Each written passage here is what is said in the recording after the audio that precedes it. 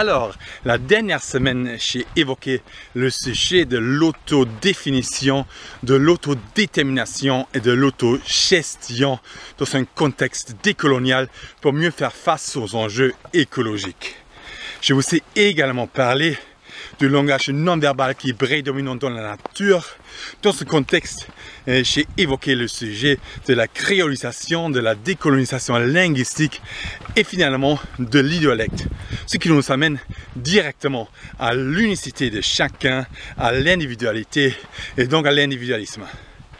Le sujet de l'autodéfinition et de l'autodétermination est également cher au mouvement féministe, notamment au mouvement féministe intersectionnel.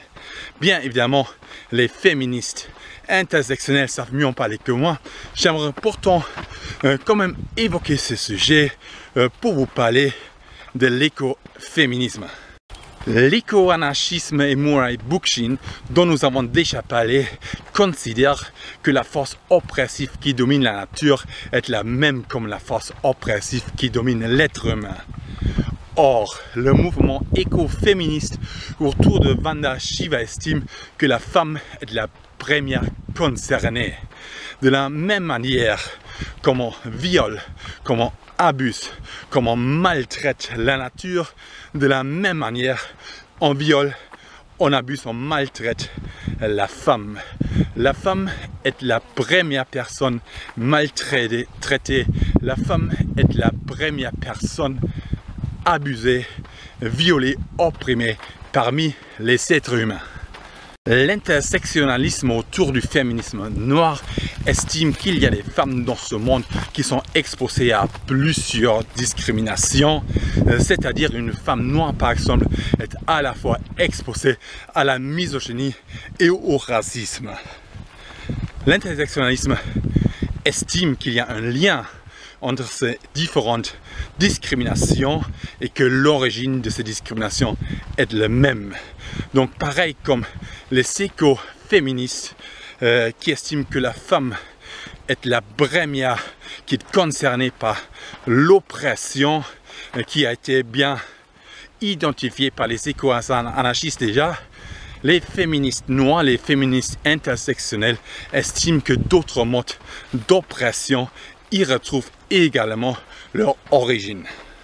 Or, l'intersectionnalisme parle avant tout de cette accumulation entre racisme et misogynie, mais il y a d'autres accumulations oppressives, par exemple l'homophobie, par exemple la grossophobie, par exemple l'aporophobie, c'est-à-dire la peur des personnes pauvres. Il y a plein de différentes discriminations qui peuvent s'accumuler. Or, comme ce sont les Jeux olympiques en ce moment et comme j'ai parlé de l'éco-shocking en tant qu'expression, comme en tant que langage non-verbal, j'aimerais rapidement parler de la marche athlétique. La marche athlétique est olympique depuis 1932 pour les 50 km et depuis 1956 pour les 20 km. Or, cette marche athlétique est parfois considérée comme gay et de cette manière discriminée. C'est bien pour cette raison qu'on retrouve très peu d'amateurs dans la forêt qui pratiquent ces disciplines. Or, effectivement, il s'agit ici d'homophobie, de discrimination et nous sommes bien évidemment à l'opposé de ces considérations homophobes. La marche athlétique est bénéfique pour notre corps. Nos articulations nous remercient parce que la marche athlétique est beaucoup moins épuisante que la marche rapide, par exemple, que la course à pied. À l'origine de cette domination, de cette oppression, sera bien le patriarchisme. Or, je n'aimerais pas opposer patriarchisme au matriarchisme parce que je pense que toutes sortes de dominations s'expriment de la même manière. Un monde qui est absolument non autoritaire et non dominé, non oppressif, est un monde sauvage où chacun est capable de s'exprimer de sa manière, où chacun est libre d'exprimer son unicité dont je viens de parler plus tôt, où chacun peut exprimer son individualisme. l'éco-anarchisme, l'éco-féminisme, l'intersectionnalisme et féminisme noir s'engagent en fait pour cette unicité de chacun, pour l'individualité, pour l'individualisme de chacun, pour l'autodéfinition, l'autodétermination et l'autogestion de chacun.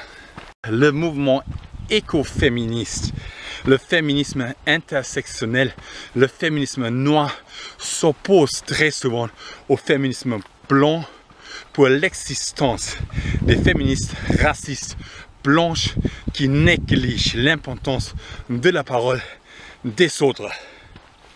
Cela est identique dans le mouvement anarchiste.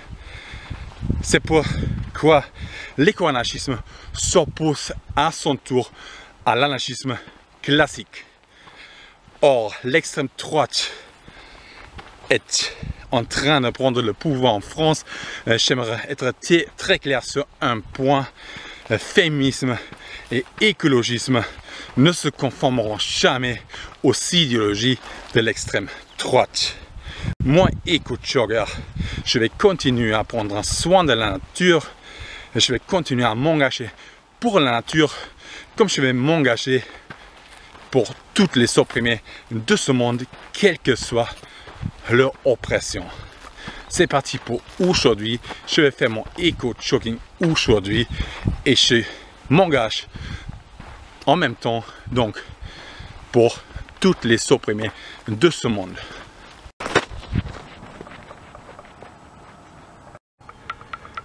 Ok, ça commence bien. Ça vient du boulanger en fait. C'est pas que du papier, c'est aussi du plastique au milieu. Voilà, donc du papier boulanger sur mon croissant du petit-déj en fait. Voilà, du papier et du plastique. Ok, je viens de déterrer ça. C'était pas une mini boue en plastique en fait, mais ça c'est un grand truc en plastique métallique. Je sais pas en fait ce que c'est, mais je crois que ça c'est une cartouche de chasse. Donc comme on est ici dans cette parcelle qui est très isolée, et comme il y a toute cette poubelle, tous ces déchets ici, comme il y a ça, une cartouche de chasse en fait qui est là, moi je suspecte quand même les chasseurs. Vous voyez ça? Une cartouche de chasse parmi tous ces déchets ici dans cette parcelle qui est totalement isolée. Une cartouche de chasse en fait. Donc en fait toutes ces poubelles viennent des chasseurs. Et eux ils font semblant genre ouais on aime la nature et tout ça. Non c'est pas vrai. Ils n'aiment pas la nature. Ils n'aiment pas la nature. Les chasseurs n'aiment pas la nature.